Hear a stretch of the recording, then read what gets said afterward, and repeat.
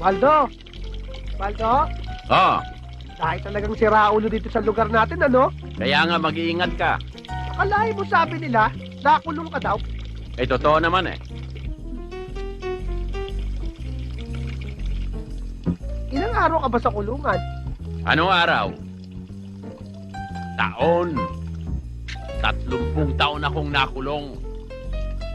Willie, gusto bang ipagtimpla kita ng kape? Awag na, Waldo. Maliligo na ako, basa na rin lang ako eh. Ano ba lutong gusto mo dito sa manok? Gusto ba yung kalahati? Prito? Yung kalahati? Tinola? Yung bang paborito mo, Waldo? O anong paborito mo? Doon tayo.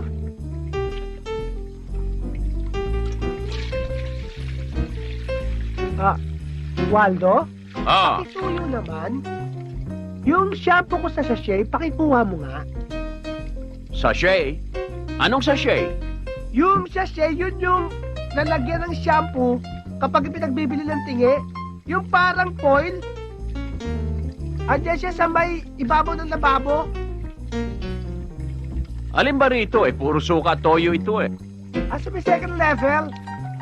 Andiyan yung shampoo. Pasuyo na lang, Waldo, ha? Pasensya na.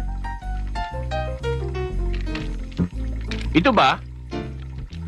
Ayan nga siguro. Ito pala yung sachet. Bukas na May laman ba? Oo, mataba pa oh. Ayan na yun. Waldo? Pakilagay mo lang sa kamay ko. Pasensya ka na, ha? Puro kasi sabon tong mukha ko, eh. Ano, ubusin ko na? Lahat ilagay mo na Oo, sige. Oo, para mabula. oo. Para malinis ang buhok mo. Nautusan ko pa si Waldo. Baka magalit naman sa akin yun, ha? Ayan. Ubus na oh. Salamat, Waldo, ha?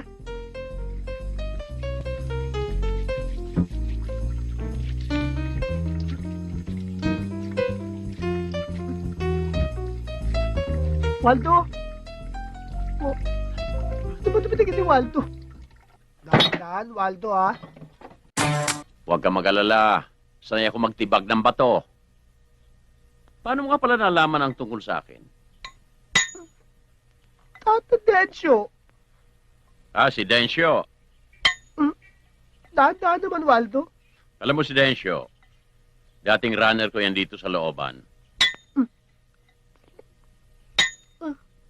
Pero huwag kang mag-alala. Hindi ko muna kulong ako. Ako'y masamang tao.